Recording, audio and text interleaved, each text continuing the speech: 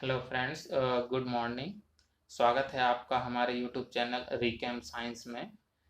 इस चैनल का purpose 11-12 students के लिए केमिस्ट्री को स्ट्रेंथन करना है और एनसीईआरटी से बाहर आके थोड़ा ज़्यादा सीख सकें वो, ये हमारा उद्देश्य रहेगा। मैं अपना इंट्रोडक्शन देता हूँ। मेरा नाम प्रेम कुमार है और मैं आईसर मोहाली से ग्रेजुएटेड हूँ with chemistry major. 5 year dual degree program I have completed. I admitted in this IISER Mohali through the IIT JEE rank.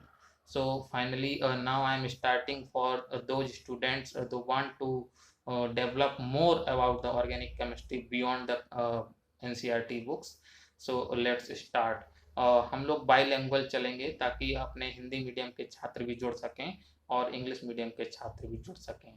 तो सबसे पहले तो जो ऑर्गेनिक केमिस्ट्री की शुरुआत होती है एनसीईआरटी में, वो होती है चैप्टर 12 से, organic chemistry some basic techniques and the principles. तो इसको जानने से पहले सबसे पहले हम लोगों को समझना चाहिए ऑर्गेनिक केमिस्ट्री का बैकग्राउंड।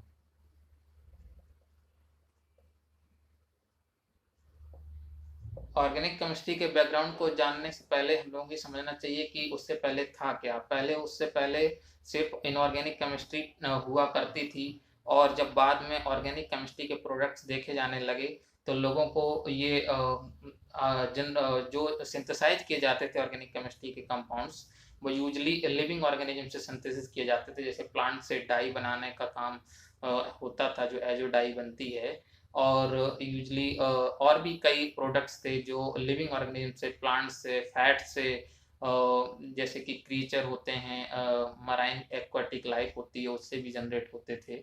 तो इससे ये अजम्पशंस लगाया जाने लगा कि इनऑर्गेनिक केमिस्ट्री इनऑर्गेनिक कंपाउंड से जनरेट होती है और ऑर्गेनिक केमिस्ट्री ऑर्गेनिक कंपाउंड से जनरेट होती है, लिविंग ऑर्गेनिज्म से जनरेट होते हैं। लेकिन बाद में एक साइंटिस्ट हुए हैं होलर करके, उन्होंने इस अजम्पशंस को ब्रेक थ्रो कर दिया। उन्होंने अमोनियम साइनेट लिया है, उसको हीट करके उन्होंने यूरिया बनाया और जिससे उन्होंने ये सिद्ध किया कि एक इनऑर्गेनिक कंपाउंड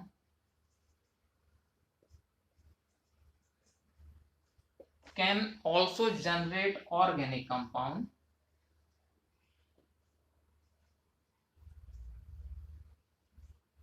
अगर हम लोग बात करें इसकी, ये सिंपली एक तरह से रीअरेंजमेंट रिएक्शन है बॉन्ड्स का, ओनली रीअरेंजमेंट है। इसमें कोई भी एक्स्ट्रा रिएक्टेंट नहीं लिया गया है, जस्ट बाय सिंपली हीटिंग ये जनरेट हुआ है।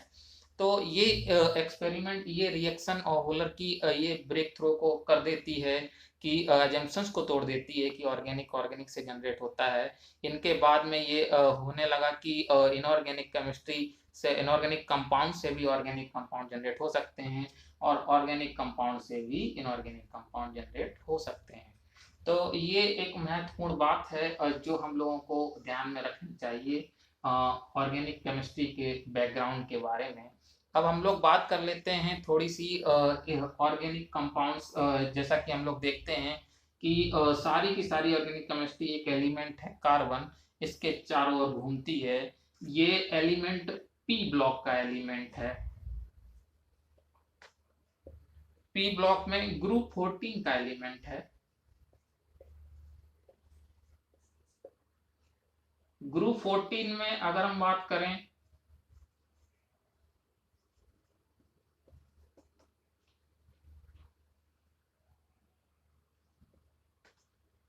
अगर हम लोग बात करें ग्रुप 14 में पी ब्लॉक में, तो अगर हम इसकी प्रॉपर्टी की बात करें तो हम लोग इनऑर्गेनिक में भविष्य में चल के पढ़ेंगे, तब जानेंगे कि जो मेटालिक करेक्टर है, जो आयनिक करेक्टर है, वो टॉप टू बॉटम इंक्रीज होता है। मेटालिक करेक्टर, जो लास्ट के एलिमेंट हैं वो मेटालिक करेक्टर शो करते हैं और ऊपर वाला नॉन मेटल कहलाता है। नॉन मेटल का मतलब है कि कोवैलेंट बिहेवियर शो करेगा।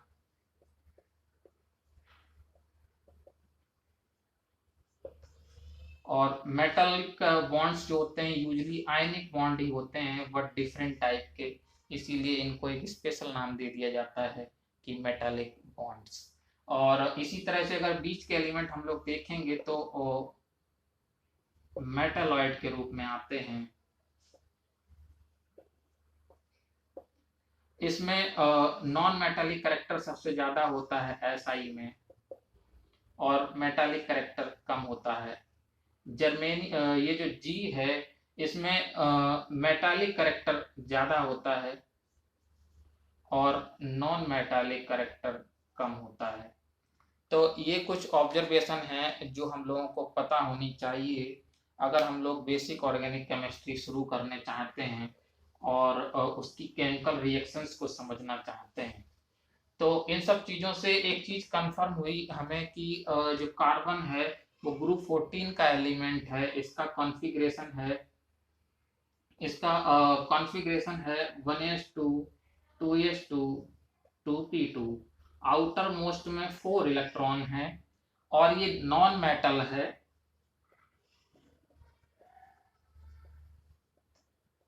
कोवेलेंट बॉन्ड शो करेगा। अब प्रश्न आता है कि कितने कोवेलेंट बॉन्ड शो करेगा। तो हमें पता है कि बॉन्ड फॉर्मेशन जो होता है आउटर मोस्ट इलेक्ट्रॉनिक कॉन्फ़िगरेशन की वजह से होता है। तो यानी कि कार्बन के चारों ओर 4 इलेक्ट्रॉन हैं। अगर ये हाइड्रोकार्बन्स बनाता है तो ये हाइड्रोजन के साथ बॉन्ड बनाता है कोई भी कंपाउंड, तो उसे हाइड्रोकार्बन बोल देते हैं। तो उससे अगर इसको बैलेंसी पूरी करनी है तो एक एक बॉन्ड का शेयरिंग करके ये सिग्मा बॉन्ड बनाएगा। तो इस तरह से covalent bond sigma bond generate होते हैं और इस तरह से 4 बैलेंसी शो होती है। तो लेकिन अगर अब इसमें प्रश्न आता है कि ठीक है, जैसे पहला कंपाउंड ये मैंने बना दिया, ये CH4 का है, तो क्या CH4 की ज्योमेट्री वास्तव में ऐसी होती है? तो इसको लेकर भी साइंटिस्टों में काफी विवाद रहा। और फिर बाद में जब इनकी रिएक्शंस को अंडरस्टैंड किया गया, बिहेवियर को CH4 के गैसियस एटम के रूप में अंडरस्टैंड किया गया IR स्पेक्ट्रोस्कोपी NMR के माध्यम से, तब ये समझ में आया कि इसका जो 4 बैलेंसी है वो टेट्राहेड्रल फॉर्मेशन में होती है। Tetrahedron formation. इसकी जो 4 बैलेंसी है वो टेट्राहेड्रल फॉर्मेशन में होती है। 109 समथिंग कुछ इसका बॉन्ड एंगल होता है। और इस तरह से ये अगर हम बात करते हैं कि इसके हाइब्रिडाइजेशन की ज्योमेट्री की, तो ये हम लोग इनऑर्गेनिक केमिस्ट्री पढ़ेंगे तो डिटेल में पढ़ेंगे। लेकिन अभी ऑर्गेनिक केमिस्ट्री के लिए जो काम की चीज़ें हैं वो मैं अभी यहाँ बता देता हूँ, जिससे आपको बिल्कुल भी फ्यूचर में दिक्कत नहीं होगी। जिसमें पहला आता है कि इसमें हाइब्रिडेशन कार्बन कौन कौन सा शो कर सकता है। तो अगर कार्बन 2 सिग्मा बनाता है तो लीनियर ज्योमेट्री शो करता है। अगर लोन पेयर 0 है तो अभी हम लोग सारी बात लोन पेयर 0 पे ही करेंगे बैलेंसी की। अगर कार्बन 3 सिग्मा शो करता है तो इसकी ज्योमेट्री प्लेनर ट्रायंगुलर होती है। अगर ये कार्बन 4 सिग्मा शो करता है तो इसकी ज्योमेट्री टेट्राहेड्रल होती है। और अगर हम हाइब्रिडेशन की बात करें 2 सिग्मा के केस में sp हाइब्रिडाइजेशन, 3 सिग्मा के केस में sp2 हाइब्रिडाइजेशन, 4 सिग्मा के केस में sp3 हाइब्रिडाइजेशन ये होता है। जैसा कि हम लोग इसका कॉन्फ़िगरेशन जानते हैं 1s2 2s2 2p2 और हाइड्रोजन का जानते हैं 1s1। तो हम लोग देख सकते हैं कि अगर मिक्सिंग होगी तो इन्हीं 2 ऑर्बिटल्स की होगी अगर ये बॉन्ड बनाना चाहते हैं। इसीलिए इनके हाइब्रिडेशन में मात्र sp इन्वॉल्व होता है, d इन्वॉल्व नहीं होता। और चूंकि ये ग्रुप 14 का टॉप एलिमेंट है इसीलिए इसमें d ऑर्बिटल इन्वॉल्व नहीं हो सकता, क्योंकि 2p में 2d टाइप का कोई ऑर्बिटल नहीं होता है। लेकिन जब हम 3p तक अगर जाते हैं तो वहां पे हमें 3d मिलने लग जाएगा और 3D वैकेंट होता है फिर फिल होने लगता है, तो इस तरह से उसमें d hybridization, d orbital hybridization भी इन्वॉल्व हो जाता है। तो ये कुछ बातें हुई जो हम लोगों ने इसकी बैलेंसी को लेके समझी हैं। और इसमें ही अगर हम लोग कुछ डिफरेंट डिफरेंट कंपाउंड्स भी ऑब्जर्व कर सकते हैं, जैसे कि अगर हम लोग बात करते हैं कार्बन के हाइड्रोकार्बन की, हाइड्रोकार्बन में कार्बन इंक्लूड होता है, हाइड्रोजन में हाइड्रोजन होता है, यानी कि मेनली जो यूनिट्स होंगी या फिर कंपाउंड्स होंगे वह कार्बन और हाइड्रोजन को इंक्लूड करके बनेंगे। तो इसी तरह से अगर हम देखते हैं तो इसमें तीन तरह की ऑब्जर्वेशन देखी जाती है, तीन तरह की चेन्स देखी जाती हैं ऑर्गेनिक कंपाउंड्स की। पहली है एल्केन, दूसरी है एल्कीन, तीसरी है एल्काइन। तो जो कंप्लीटली सैचुरेटेड चेन है उसको एल्केन कहते हैं। जो हम कहते हैं सैचुरेटेड, इसका मतलब है कोई भी उसमें पाई बॉन्ड नहीं है, सारे के सारे सिग्मा बॉन्ड ही हैं, चाहे वो CH बॉन्ड हो, सी बॉन्ड हो, ये सारे। तो इसको सिंबलाइज किया जाता है, इसका जनरलाइज फॉर्मूला है CnH2n+2 और इसका फॉर्मूला है CnH2n और एल्काइन का फॉर्मूला है CnH2n-2। तो इन फार्मूले में अगर हम लोग n की वैल्यू रखेंगे तो हम लोगों को ये क्लियरली कंपाउंड्स मिलने लग जाते हैं। जैसे अगर हम बात करते हैं अपने पहले कंपाउंड की, अगर हम लोग बात करते हैं पहले कंपाउंड की, CH4 है, ये किस टाइप का कंपाउंड है हम लोगों को देखना हो, तो हम लोग CnH2n+2 में n=1 रखेंगे, तो C1H2 × 1+2 यानी CH4, यानी ये एल्केन टाइप का कंपाउंड है।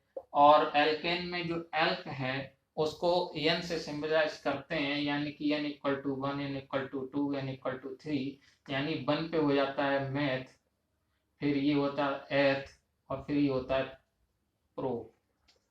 तो इस तरह से सिंबलाइज करते हैं, इसीलिए इस मेथेन का नाम आ जाता है मेथ एन। तो एन इंडिकेट करता है कि कंप्लीटली सैचुरेटेड है, यानी कि एल्केन क्लासिफिकेशन से है, और दूसरा मेथ क्लासिफाई करता है कि इसमें सिंगल वन कार्बन है। तो इस तरह से हम लोग कुछ बेसिक्स को सीखा हम लोगों ने कि किस तरह से ऑर्गेनिक कंपाउंड्स डिराइव होते हैं यूजली। अभी हम लोग कुछ बात करते हैं सिग्मा और पाई बॉन्ड को, जो 11-12 के स्टूडेंट्स हैं उनको काउंट करने के लिए दिया जाता है कुछ प्रैक्टिस के रूप में। जैसे कि अगर हम बात करते हैं कि इस टाइप का कंपाउंड है कोई,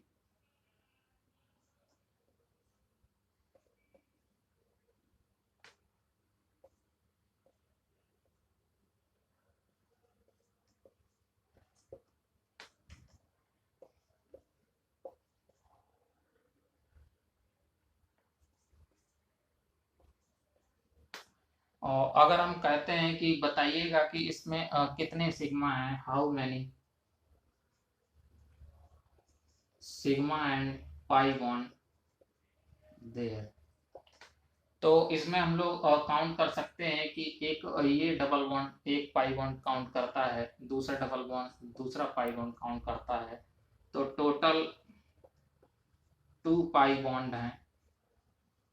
अगर हम लोग बात करें कितने सी सिग्मा बॉन्ड हैं, तो इसमें 1 2 3 4 5 6 7 टोटल 7 सिग्मा बॉन्ड हैं सी के।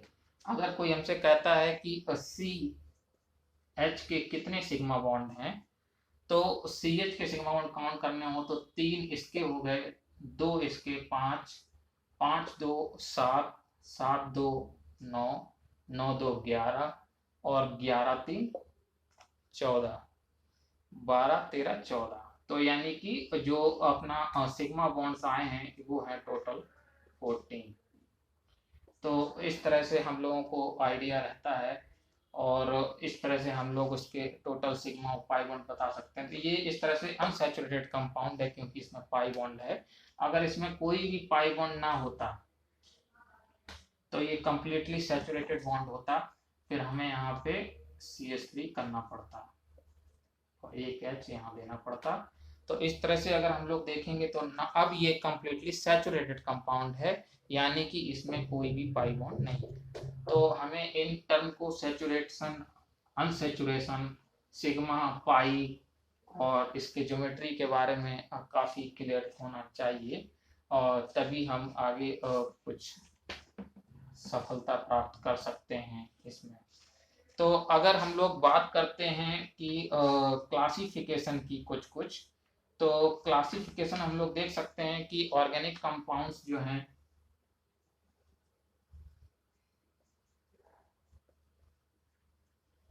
यूजली दो तरह के आपको देखने को मिलेंगे। पहला है असाइक्लिक और दूसरा है साइक्लिक। असाइक्लिक में भी दो तरह के कंपाउंड्स आपको मिलेंगे, होमोसाइक्लिक और एक है हेट्रोसाइक्लिक। अगर हम बात करते हैं असाइक्लिक की, तो असाइक्लिक में आपको होमोसाइक्लिक के अंदर मिलता है एलिसाइक्लिक, होमोसाइक्लिक में मिलेगा फिर एलिसाइक्लिक, और दूसरा मिलेगा एरोमेटिक। अगर हम लोग हेट्रोसाइक्लिक की बात करें तो उसका कोई एग्जांपल लेना चाहें तो उसका सबसे अच्छा एग्जांपल है टेट्राहाइड्रोफ्यूरॉन करके, इसको कहते हैं टेट्राहाइड्रोफ्यूरॉन। तो ये कंपाउंड है जो हेट्रोसाइक्लिक के लिए यूज होता है। और होमोसाइक्लिक की अगर हम बात करते हैं तो होमोसाइक्लिक में यूजली हम लोग साइक्लोहेक्सेन कह सकते हैं, जिसमें कोई भी डिफरेंट एटम्स नहीं है, उसमें एक डिफरेंट एटम ऑक्सीजन है, इसीलिए उसको हेट्रो बोला गया है। और ये होमोसाइक्लिक क्योंकि इसमें सारे कार्बन एटम से ही साइकिल इंक्लूड होके बना हुआ है।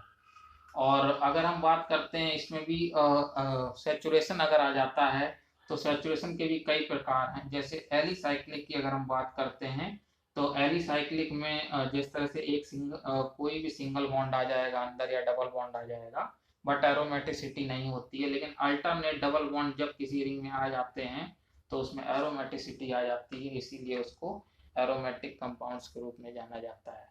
तो ये कुछ क्लासिफिकेशंस हैं इनकी जिनको हम लोगों को समझना चाहिए, और कुछ महत्वपूर्ण कंपाउंड्स हैं जिनके बारे में हम लोगों को पता होना चाहिए, और जिसमें जो यूजली हम लोगों को नेम रिएक्शंस में देखने को मिलेंगे, जिसमें ये है कंपाउंड बेंजीन का, एरोमेटिक कंपाउंड है, एनिलीन इसको कहते हैं। ऐसे ही इसका एरोमेटिक एक और कंपाउंड है, ये नेफ्थलीन का कंपाउंड है।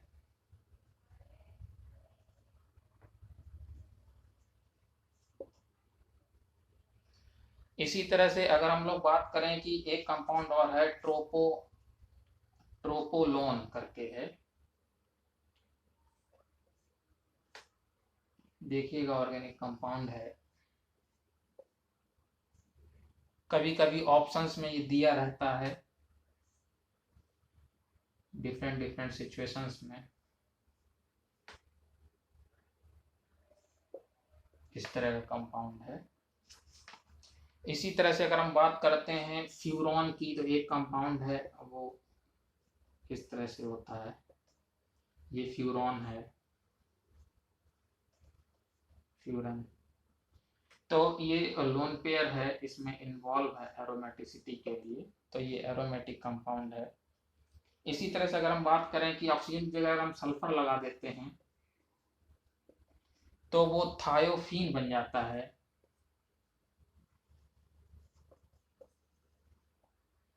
थायोफेन। तो थायो सल्फर की वजह से इंडिकेट हुआ है, एरोमेटिक कंपाउंड है ये भी, हेट्रोसाइक्लिक एरोमेटिक कंपाउंड है ये, अगर हम लोग बात करें।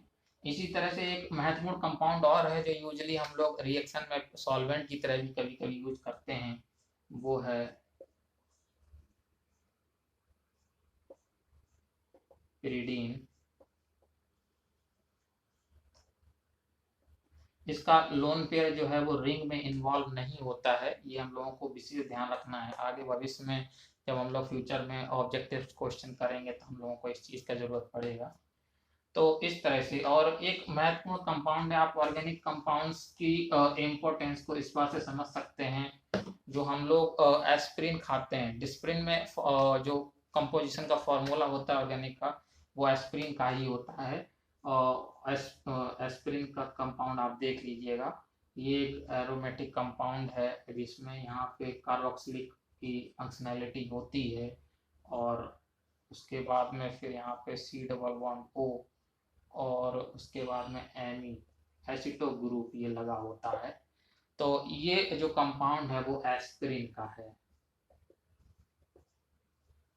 ये कुछ महत्वपूर्ण कंपाउंड है, आप इस चीज़ से आप समझ सकते हैं कि ऑर्गेनिक कंपाउंड्स की हमारी लाइफ में कितनी इंपॉर्टेंस है। जो ड्रग्स होती हैं, मेडिसिन जो हम लोग यूज करते हैं, वो सारी ऑर्गेनिक कंपाउंड्स ही होते हैं, चाहे उसका मेन कोर्स हो या फिर सपोर्टर हो, स्टार्टिंग मटेरियल्स हो।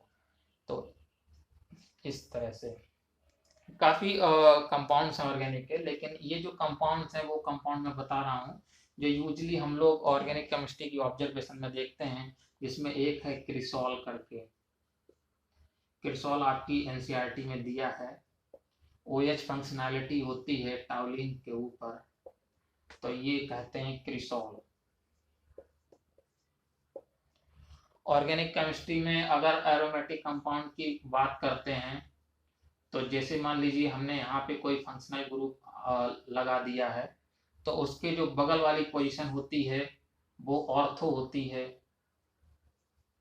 और उसके भी बगल वाली पोजीशन मेटा होती है, और उसके बिल्कुल फंक्शनल ग्रुप के सामने वाली पोजीशन पैरा होती है। इसी तरह से अगर हम देखते हैं कि जो OH फंक्शनैलिटी लगी हुई है, ये टाउलिन के जस्ट बगल में लगी हुई है, इसीलिए इसको हम लोग बोलेंगे ऑर्थोक्रिसॉल। अगर हम लोग बात करते हैं, अगर ये फंक्शनल ग्रुप OH यहाँ ना लग के मेटा पे लगा होता, तो इसी का नाम हो जाता मेटाक्रिसॉल। अगर ये OH का फंक्शनल ग्रुप मेटा पे ना लग के डायरेक्ट फंक्शनल ग्रुप के जस्ट सामने लगा होता, तो ये हो जाता पैराक्रिसॉल। तो ये कुछ ऑर्गेनिक कंपाउंड्स हैं जिनके बारे में हम लोगों को पता होना चाहिए, और काफ़ी फेमस कंपाउंड्स हैं जिनमें हम लोगों को IUPAC नाम ना देकर डायरेक्ट ये वेल नोन नेम दे देता है, और हम लोग क्वेश्चन आता हुआ भी हम लोग नहीं कर पाते हैं। तो इसलिए मैं यहाँ पे इन शब्दों को इंट्रोड्यूस कर रहा हूँ ऑर्गेनिक कंपाउंड्स के। यहाँ पे एक और कंपाउंड है कैटिकॉल करके। कैटिकॉल सिंपली कुछ नहीं होता है, जो फिनॉल होता है अपना, उसके साथ एक और OH लगा होता है। दो OH अगर एक एरोमेटिक रिंग में लगे हुए हैं बिल्कुल एडजेसेंट बगल में, तो वो कहलाता है कैटिकॉल। वेल नोन नेम है, ये हम लोगों को दिमाग में रखना चाहिए।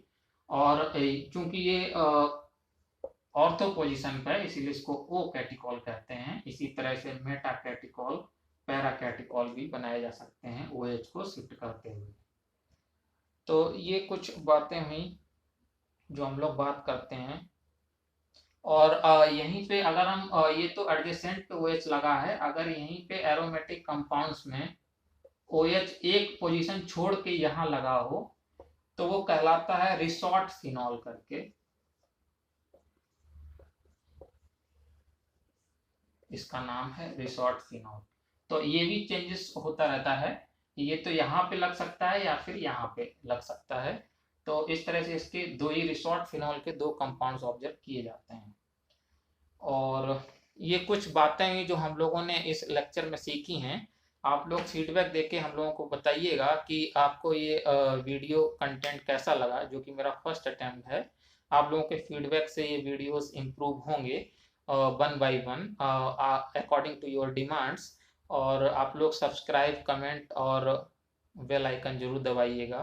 Thank you so much for, और इंतज़ार कीजिएगा नेक्स्ट टॉपिक इसी से जुड़ा हुआ, इसी चैप्टर का लेके आएंगे हम लोग, और तब काफ़ी डिटेल में एडवांस लेवल पे डिस्कस करेंगे। थैंक यू सो मच दोस्तों।